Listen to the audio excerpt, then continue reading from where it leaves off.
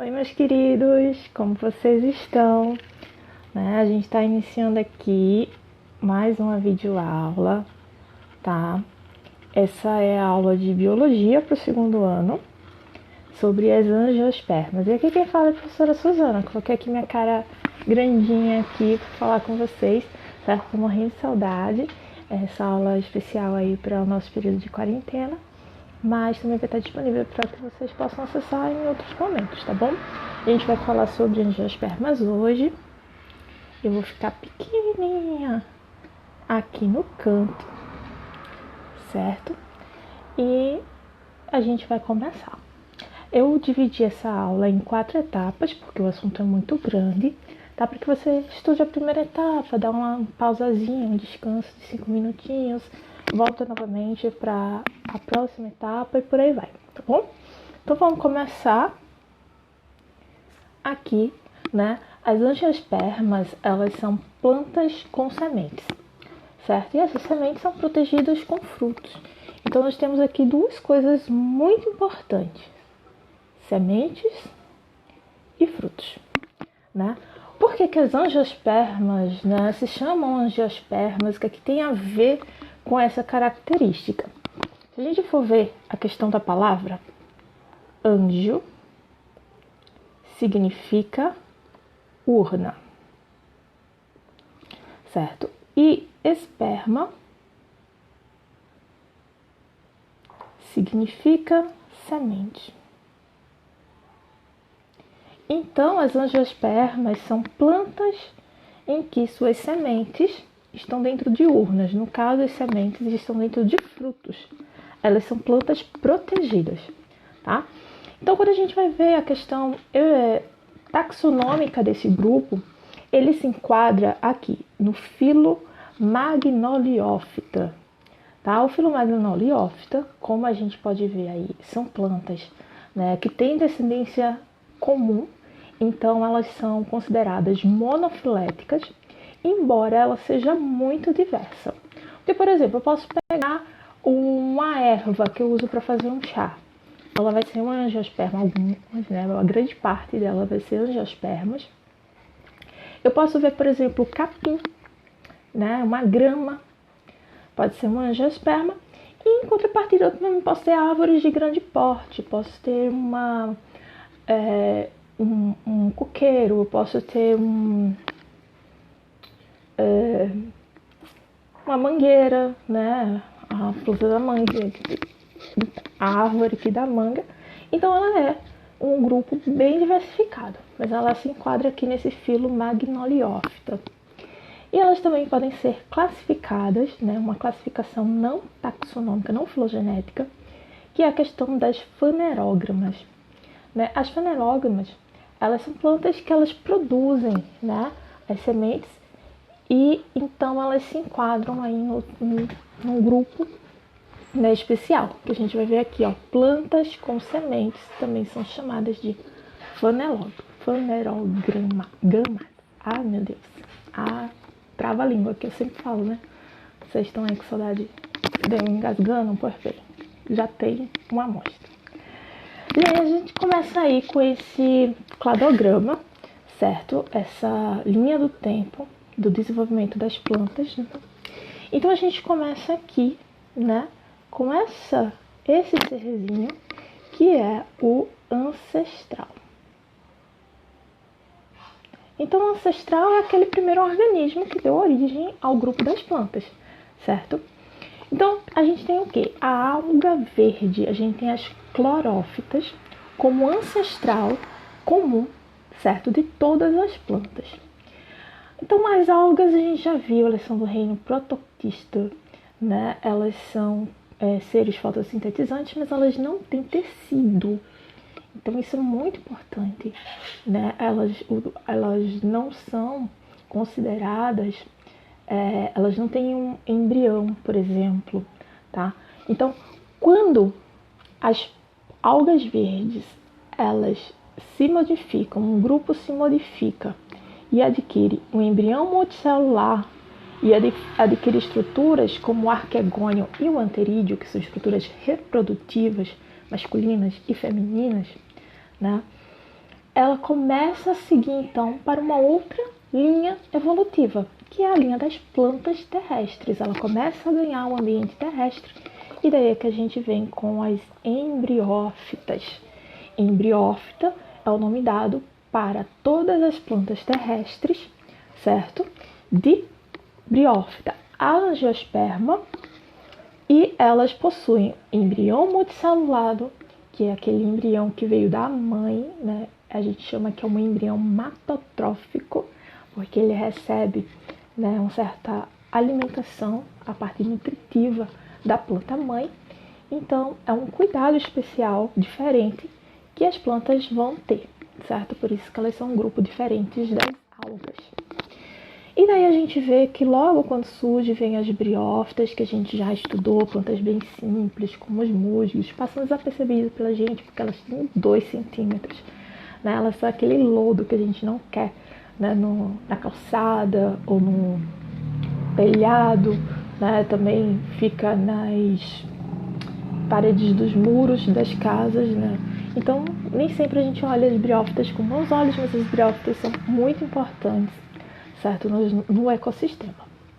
Aí elas vieram, desenvolveram, né, a parte de esporófito dominante e uma parte muito importante, que foram os vasos condutores. Ou seja, a gente inaugura aqui a era das plantas vasculares. Xilema e floema, condução de seiva. Aí a gente tem as pteridófitas, samambaias, avencas, né, que são plantas já maiores que as briófitas, mas ainda plantas um pouco pequenas. Né? Elas começam a ter estruturas verdadeiras, mas elas não têm um monte de coisa ainda que a gente tem como característica de planta, né? As pteridófitas ainda não têm. Mas elas já têm raiz, folha e caule. Verdadeiro. Né? De verdade a gente pode dizer que ela tem folha, raiz, caule. Né? E daí surgem as sementes.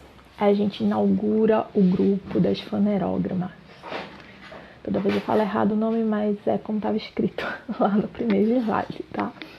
Então, elas também têm esse crescimento, né, lateral. Elas começam a ter meristema secundário, que a gente vai ver mais à frente. Né? Então, elas começam a ter troncos largos, coisas que pteridófitas nem tem, né? Tronco. A gente começa a ter árvores de grande porte, tá? Mas a gente tem aí as sementes nuas, né? Gimnospermas é justamente a questão de sementes nuas. Ou seja, ela não tem nada que envolva essa semente. Tem aí algumas questões, como elas dependem do vento e tudo mais, mas aí a gente chega no nosso objeto de estudo hoje, as angiospermas, que são as plantas com sementes, com frutos. Então a gente tem flor, fruto, né? São as plantas completas. Por algumas literaturas você vai encontrar ela como plantas superiores. Eu não gosto muito desse termo, mas você também pode encontrar elas ditas como dessa forma, né? Mas as angiospermas, elas são um grupo muito importante, porque são um grupo extremamente abundante. Então aqui um pouquinho da história evolutiva. A gente vem aqui com as plantas com sementes, né? Então a gente viu que inaugurou isso aí com as gimnospermas. Esses 3 pontinhos aqui seriam as gimnospermas, certo? E daí vem aqui plantas com sementes, que aqui eu chamo de angiospermas, certo? E daí esses angiospermas, como foi que elas se diferenciaram nos grupos? Eu tenho aí dois temas importantes, né? 2 palavras muito importantes dentro do grupo das angiospermas. Dicotiledôneas, de 2, cotiledones, palavra muito importante no estudo das angiospermas, certo? E as monocotiledôneas, tá? Então, mono, cotiledone. Então, a gente tem essa subdivisão. O grupo das dicotiledôneas, existem 3 grupos, né, evolutivos, tá? Tem o grupo Anitta, olha aí a Anitta, né?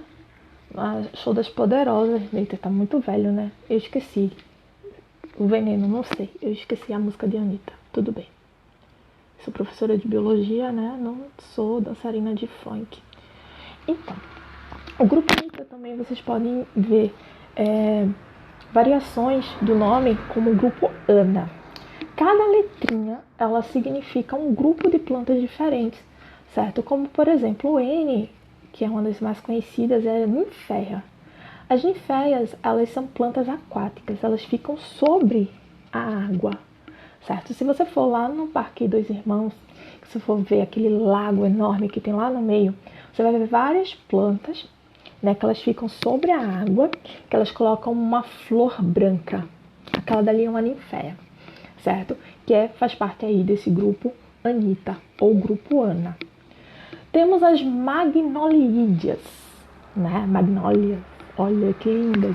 Essas plantas realmente são muito bonitas, a maioria delas são plantas que colocam flores muito exuberantes, tá? E tem a característica, tem uns frutinhos que a gente nem conhece tanto, as magnolias, que tem frutos grandes, na maioria tem um fruto bem pequenininho. Como, por exemplo, a rosa. É linda a rosa, ela é uma magnolide. E tem as eudicotiledôneas, ou seja, as dicotiledôneas verdadeiras, né? Existem diferenças, claro, entre esses três grupos, e o mais conhecido é as eudicotiledôneas, também é um grupo bem vasto. Aí a gente vai ter, por exemplo, a manga, adoro manga, tá? Nas eudicotiledôneas. A gente vai ter aí o feijão, né? Importante comer um feijãozinho. Então é uma eudicotiledônea, porque ela tem 2 cotilédones e tudo mais. A gente vai estudar essas partes um pouquinho e é necessário que vocês aprofundem o conhecimento sobre isso, tá bom? E as monocotiledôneas, elas também são comuns, certo? Elas só apresentam um cotilédone e ela tem um representante muito conhecido, que a gente está aí prestes a ir para o período junino, né? Milho. O santo milho do fubá, né? Da pamonha, da canjica.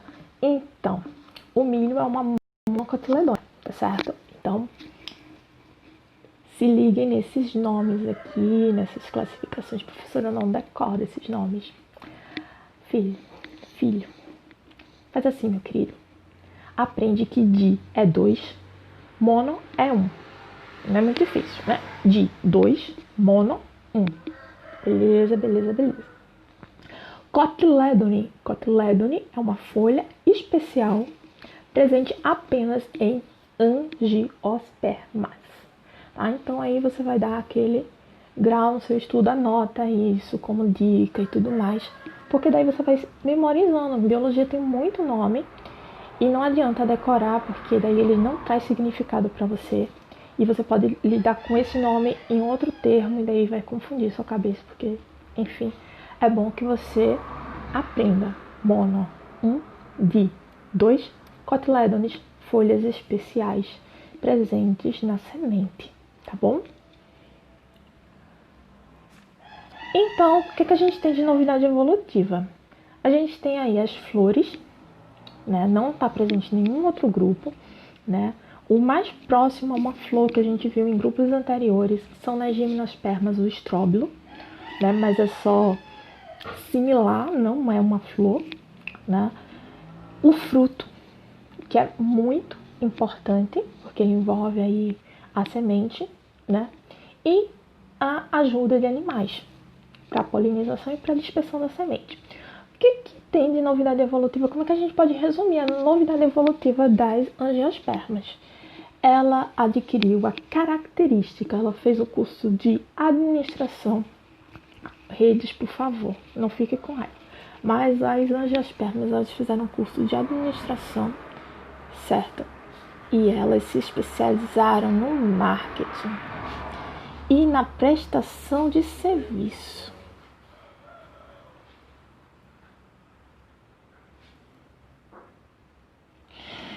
O que ela faz? Por que marketing? Por que prestação de serviço? Porque as flores, elas inauguram um estado de... Sabe quando você vai numa loja bem chique? Que eles te vendem não só o produto, mas eles te vendem todo o ambiente, toda a sensação de estar num lugar que te valoriza.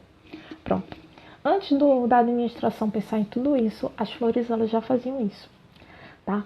As angiospermas, elas produzem flores, que são nada mais, nada menos do que estruturas sexuais que têm folhas modificadas. Ela modificou a estrutura foliar para que elas tivessem uma cor atrativa, que elas tivessem um toque suave, que elas tivessem um cheiro agradável ao seu polinizador. Nem todas as flores cheiram bem ao nosso ver, tá? Ela tem que cheirar bem para o polinizador dela. E elas produzem um néctar, que é uma substância adocicada que serve de alimento para alguns seres, tá? A gente vai ver mais um pouco dos polinizadores lá na frente. Então a flor é o chamariz. É aquele marketing que ela faz: venha me visitar, polinizadores. Eu tenho um ambiente agradável, cheiroso, que te atrai, né? Também é muito confortável porque é sedoso, são folhas macias. E eu ainda te ofereço néctar, uma substância doce, açucarada, né? Que vai te alimentar. Então isso daqui induz com que a ajuda dos animais ocorra a polinização. Então é um marketing aí, certo? Então também é uma prestação de serviço, porque há uma troca. Isso é bom para os animais que vão lá polinizá-las, mas isso também é bom para a planta. Então quando você vende uma coisa, quando você vende um serviço, é bom para você que está recebendo dinheiro e é bom para a pessoa que comprou o serviço, porque ela está precisando daquele serviço. Né? Então as angiospermas, elas fizeram essa adaptação. A outra adaptação é o fruto. O fruto também só está presente nesse grupo, né? O fruto, ele é nada mais, nada menos do que o desenvolvimento do ovário das flores. Certo? A flor tem uma estrutura chamada ovário, que a gente vai conhecer mais na frente. E quando a flor é fecundada e tudo mais, esse ovário se transforma no fruto, tá? E ela envolve as sementes, tá? E isso é muito importante, porque as sementes são um grande trunfo, é como se fosse o bebezinho da planta, né? Então, vamos dizer que o fruto é o útero, né? A placenta. Olha aí, a placenta, né? Não, é só analogia, tá, minha gente? Pelo amor de Deus, é só analogia. Não diga que fruto é placenta, não, pelo amor de Deus. Professor de biologia dizendo isso. Analogia. É o que protege o embrião, certo? É o que protege a semente. A semente protege o embrião e o fruto protege a semente. Então, esse fruto também, por ele ser interessante para a questão alimentícia de diversas espécies, ele também favorece na dispersão das sementes, tá? E por conta disso, uma planta ela consegue levar o seu produto para mais longe, ok? Então aí a gente tem que as estratégias adaptativas desse grupo, ela traz, por exemplo, são um grupo vegetal mais recente, então todas essas ações, trazer essa característica é muito atual, certo? Não é tão assim dizer, professora, foi mês passado? Não foi mês passado, né? Faz um tempinho, mas já a gente pode dizer que de todas as plantas, elas foram as que tiveram surgiram mais recentemente, tá? E por que eu falei para vocês aí que ela tem esse marketing todo, ela consegue ser mais eficiente, tá? Ela tem uma questão de eficiência muito grande no processo reprodutivo. Faz com que elas se tornem mais abundantes, tá? E esse sucesso se deve à produção dos frutos, né, que é a estrutura que protege a semente, e serve de atração para os animais que são dispersores das sementes. Bem, gente, tem mais, certo? Eu vou gravar outro vídeo. Agora dá uma pausazinha, 5 minutinhos, vai tomar uma água e depois você vê o outro vídeo, tá bom? Beijo, mas não sai daí não, termina de ver o vídeo, tá bom? 5 minutos de pausa.